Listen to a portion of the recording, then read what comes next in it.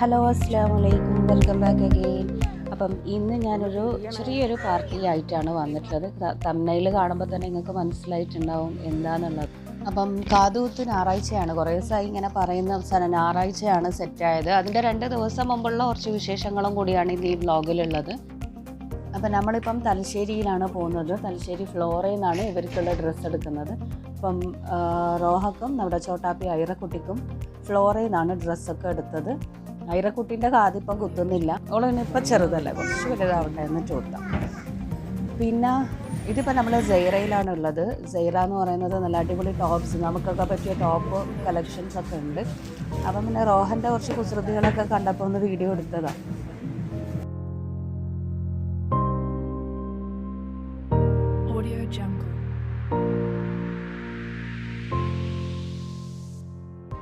അപ്പോൾ കഴിഞ്ഞ ഞായറാഴ്ചയാണ് ഈ ഫംഗ്ഷനൊക്കെ ഉണ്ടായത്. ഞായറാഴ്ചയാണ് നമ്മൾ ഫിക്സ് ചെയ്തത്. ഫംഗ്ഷൻ എന്ന് പറയാൻ വലിയ ആൾക്കാരും കാര്യങ്ങളൊന്നുമല്ല, നമ്മളെ വീട്ടുകാരും പറഞ്ഞ പോലെ റായിൻ്റെ വീട്ടുകാരും മാത്രമേ ഉണ്ടാവുള്ളൂ. ചെറിയൊരു ഫംഗ്ഷൻ.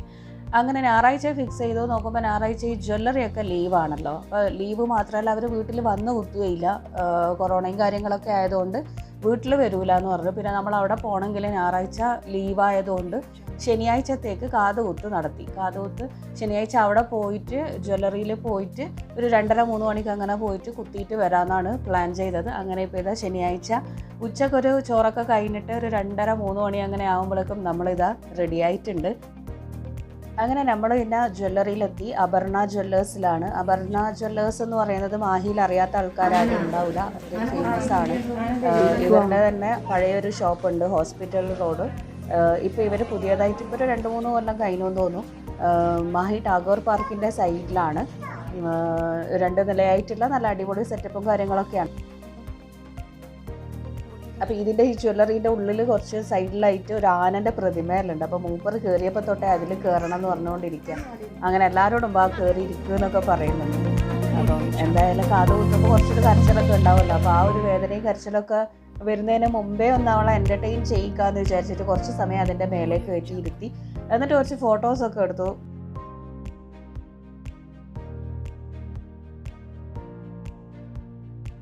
അപ്പോൾ പണ്ടേ നമ്മൾ പോകുന്ന ജ്വല്ലറിയാണ്. അവിടെ അന്നേ അറിയുന്ന ആൾക്കാർ ഇന്നും അവിടെ തന്നെ ഉണ്ട് കേട്ടോ, ഷോപ്പിൽ. അപ്പം നല്ലൊരു എന്താ പറയുക, നല്ലൊരു അടുപ്പമാണ് ഈ ഒരു ജ്വല്ലറിയിലെ ആൾക്കാരൊക്കെ ആയിട്ട്. ഇപ്പോൾ ഇതാ എൻ്റെ ഒരു ഫ്രണ്ടും കൂടെ അവിടെ വർക്ക് ചെയ്യുന്നുണ്ട്, ഒരു റീജ. കഴിഞ്ഞ ആഴ്ച നമ്മൾ ഒരുമിച്ച് കണ്ടേ ഉള്ളൂ, വീട്ടിലൊരു ഗെറ്റുഗതറൊക്കെ വെച്ചപ്പോൾ. അങ്ങനെ പിന്നെ നമ്മൾ പോയി കുറച്ച് സമയം ഒന്ന് അവിടെ എല്ലാവരുമായിട്ടൊന്ന് സംസാരിച്ചൊന്ന് ഇതാക്കി. അപ്പോഴത്തേക്ക് നമ്മുടെ ചോട്ടാപ്പിയുണ്ട് ഉറങ്ങിപ്പോയി. ഇനിയിപ്പോൾ ഇതൊന്ന് മാർക്ക് ചെയ്യണം. അപ്പോൾ ആദ്യം മാർക്ക് ചെയ്തതിന് ശേഷം പിന്നെ കാതുകുത്തുന്നതാണ്. അപ്പോൾ മാർക്ക് ചെയ്യാനൊക്കെ മുമ്പ് നന്നായിട്ട് നിന്ന് കൊടുക്കുന്നുണ്ട് കേട്ടോ.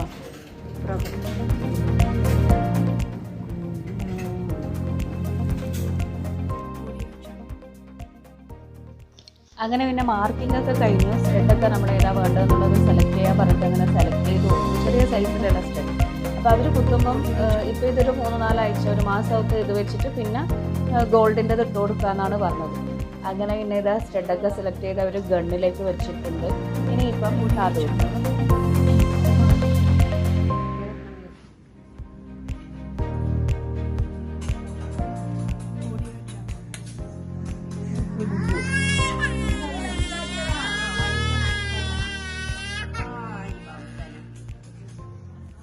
അപ്പോൾ ഫസ്റ്റ് വലത്തെ കാത് കുത്തിക്കഴിഞ്ഞിട്ട് പിന്നെ കരച്ചിൽ തുടങ്ങി. മൂപ്പർ എന്തായാലും വേദന ഉണ്ടാവുമല്ലോ. അപ്പോൾ കരച്ചിൽ തുടങ്ങി പിന്നെ ഒരു കളി കളിച്ചിട്ട് രണ്ടാമത്തത് കുത്താനുള്ള സമ്മതിക്കുന്നേ ഇല്ല. അങ്ങനെ പിന്നെ കുറച്ച് സമയം അങ്ങോട്ടും ഇങ്ങോട്ടൊക്കെ എടുത്ത് മാറ്റി നിർത്തിയതിന് ശേഷം പിന്നെ രണ്ടാമത്തത് അങ്ങനെ അങ്ങ് കുത്തി.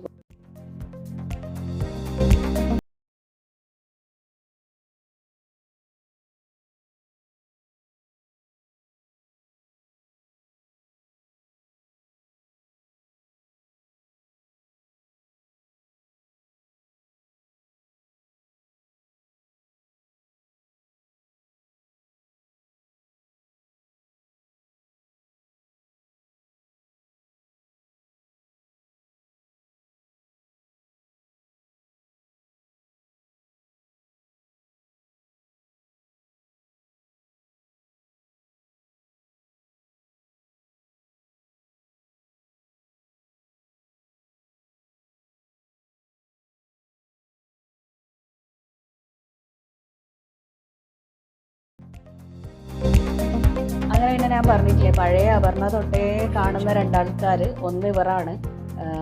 പണ്ട് ചെറിയ മറ്റേ അപർണയിലുള്ള സമയത്തേ നമ്മൾ കാണുന്ന ആളാണ്, ഒന്ന് ഇതായി കാണുന്ന ആൾ.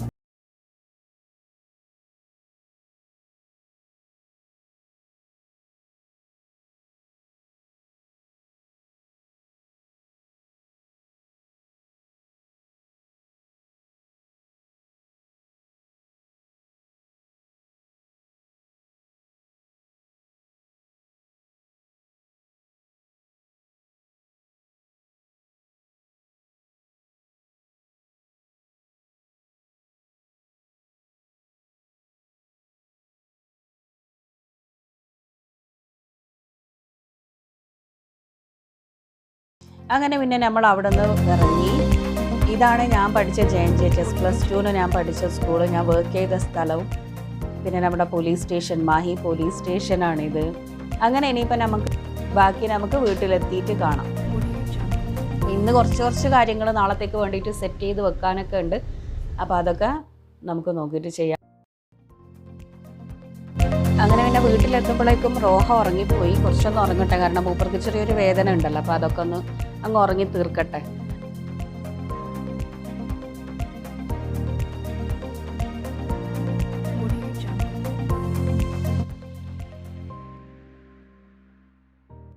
അപ്പം ഫ്രൂട്ട് സലാഡിന് വേണ്ടിയിട്ടുള്ള ഫ്രൂട്ട്സൊക്കെ ഉമ്മ ഇത് അരിഞ്ഞ് വെച്ചിട്ടുണ്ട്. പിന്നെ അതിലേക്ക് കുറച്ച് ഷുഗർ സിറപ്പും കൂടെ ഒഴിച്ചു കൊടുത്തിട്ട് ആ ഫ്രൂട്ട്സിനൊക്കെ ഒന്ന് എന്താ പറയുക മധുരം കിട്ടാൻ വേണ്ടിയിട്ട്. പിന്നെ കസ്റ്റർഡ് കാച്ചി ഒഴിക്കുക ചെയ്യുന്നത്.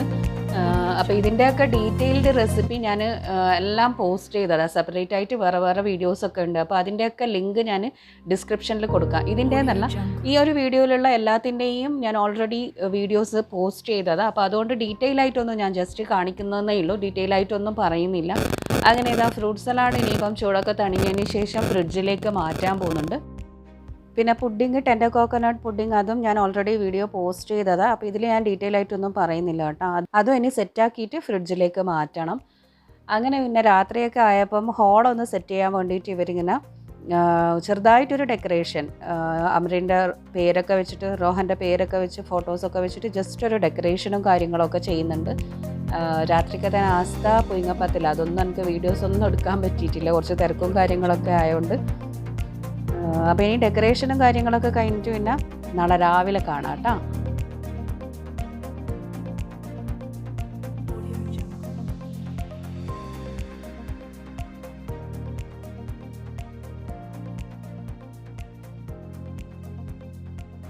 അങ്ങനെ പിന്നെ ഇപ്പോൾ രാവിലെ ആയി. അപ്പോൾ ഇന്നലെ രാത്രിയെ ഉമ്മ ഉള്ളിയെല്ലാം തൊളിച്ച് വെച്ചിട്ടുണ്ടായിരുന്നു. അതെല്ലാം ഇങ്ങനെ കട്ട് ചെയ്തെടുക്കുന്നത് ബിരിയാണിക്കും കറിക്കും ഒക്കെ വേണ്ടിയിട്ടുള്ളത്.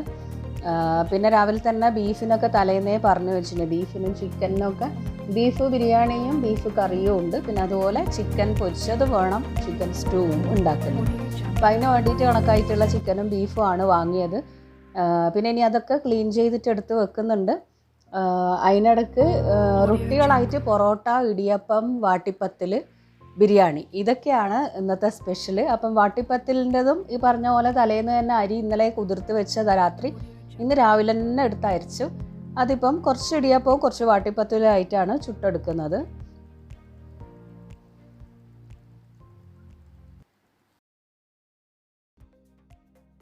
അപ്പോൾ ഇപ്പോൾ ഓരോരുത്തരും ചെയ്യാമെന്ന് പറഞ്ഞിട്ട് ഏറ്റെടുത്തിട്ടുണ്ട്. അപ്പോൾ ബിരിയാണി ഇപ്പം എൻ്റെ മൂത്ത ആങ്ങള അബുവാണ് ഉണ്ടാക്കാമെന്ന് പറഞ്ഞത്.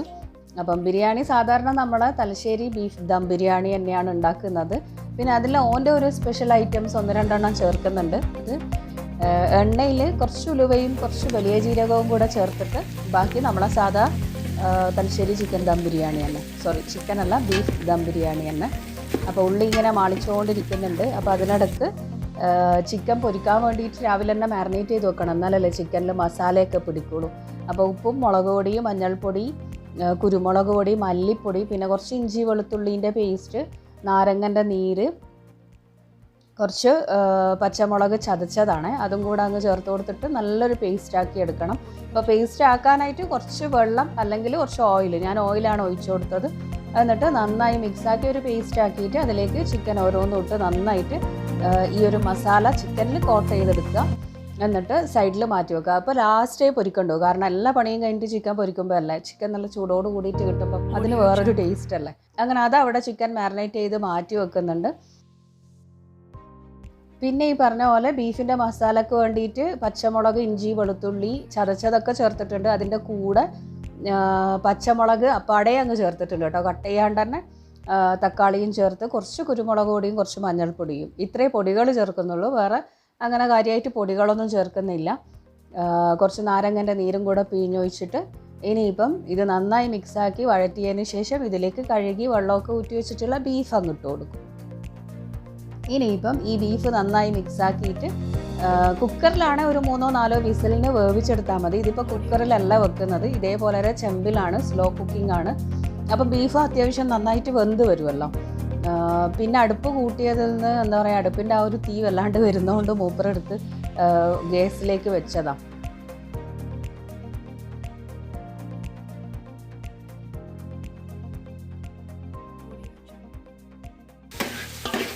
പിന്നെ അതിനിടയ്ക്ക് ഉമ്മ ഇവിടെ ചിക്കൻ സ്റ്റൂവിന് വേണ്ടിയിട്ടുള്ള ഉള്ളിയൊക്കെ വഴറ്റിയെടുക്കുന്നുണ്ട്. നമ്മളിപ്പോൾ ഇഷ്ടമെന്നാണ് പറയാം.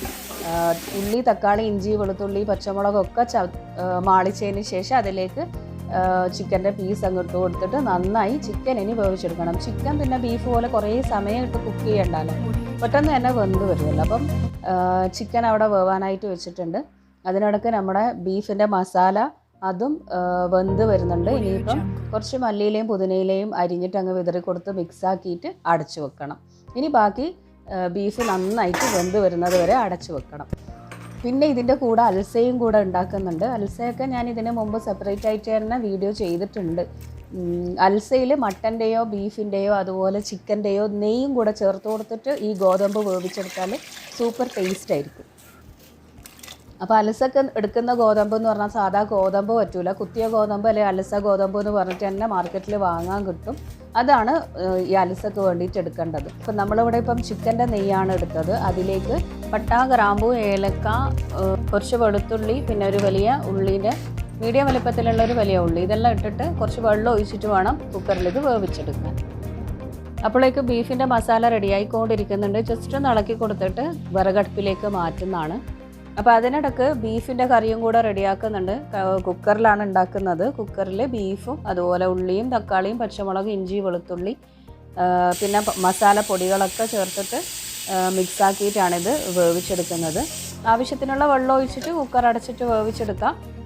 അപ്പോഴേക്കും ചിക്കൻ സ്റ്റൂ ഇതാ നന്നായിട്ട് ചിക്കനൊക്കെ വെന്ത് വന്നിട്ടുണ്ട്. ഇതിലേക്ക് തേങ്ങയും അതുപോലെ തന്നെ കുറച്ച് കാഷ്യൂവും കൂടെ അരച്ച് പേസ്റ്റ് ആക്കിയിട്ടാണ് ഒഴിച്ചു കൊടുക്കുന്നത്. തേങ്ങ പാലല്ല, തേങ്ങയും കാഷ്യൂവും അരച്ച് പേസ്റ്റ് ആക്കിയത്. അതാകുമ്പോൾ കുറച്ചും കൂടെ റിച്ച് ടേസ്റ്റ് ആയിരിക്കും, അടിപൊളിയാണ്.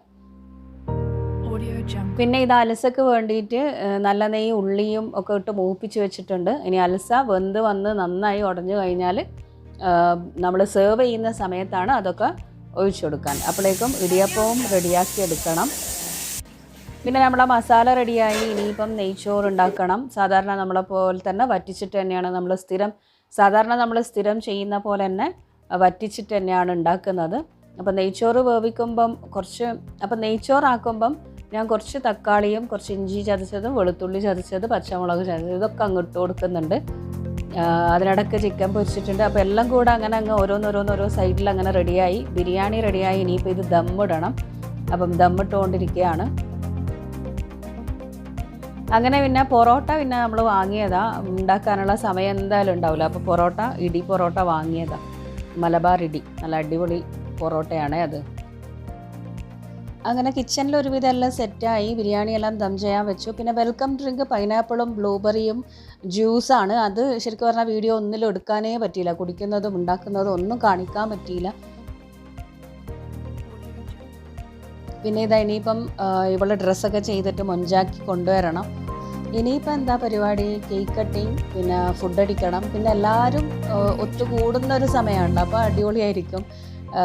എന്താ പറയുക, എല്ലാവരും ഒരുമിച്ച് ഫോട്ടോ എടുക്കുക, കുറേ ജോളി സംസാരിക്കുക, കുറേ വർത്തമാനം പറയുക, അങ്ങനെയുള്ള കാര്യങ്ങളൊക്കെയാണ് ഇനി ഉണ്ടാവുക.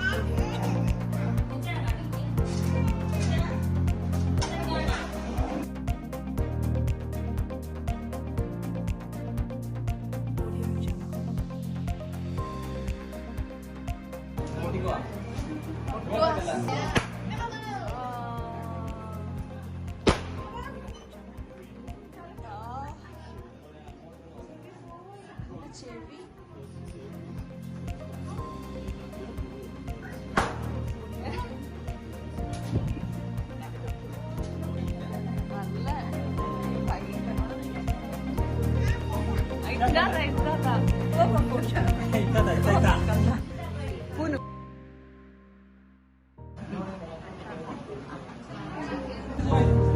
Jungle.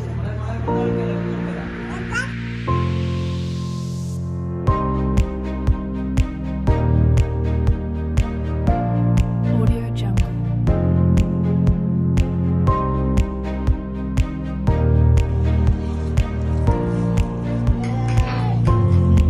Audio Jungle.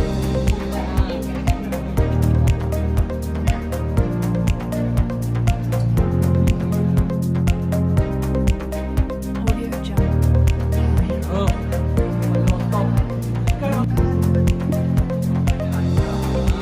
Ba, menu ba? Audio Jungle.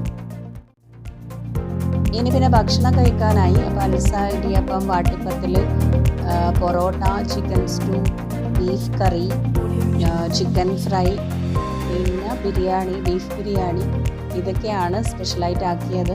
പിന്നെ pudding fruit salad. Pudding tender കോക്കനട്ടേ ഉണ്ടാക്കാൻ പറ്റുള്ളൂ ശരിക്കും പറഞ്ഞാൽ.